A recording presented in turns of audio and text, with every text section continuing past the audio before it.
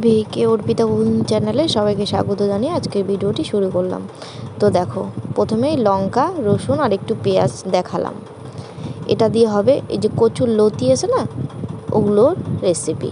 তো কচুর লতিগুলো ভালো করে ছুলে একটু সেদ্ধ করে নিলাম, মানে ভাপ দিয়ে দিলাম যাতে কচুটা গলায় না ধরে।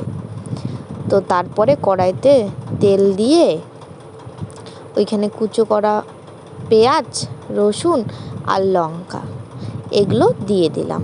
তারপরে দিয়ে দেব কচুগুলো দিয়ে তার মধ্যে দিয়ে দেব লবণ আর একটু হলুদ।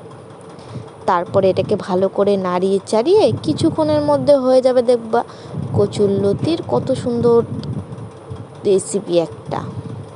তো সবাই এভাবে দেখো, বাড়িতে বানিয়ে খেতে কিন্তু দারুণ হয়। তো আমার এই রেসিপিটি ভালো লাগলে সবাই লাইক কমেন্ট করে দিও, আর আমার চ্যানেলে একটু সাবস্ক্রাইব করে দিও।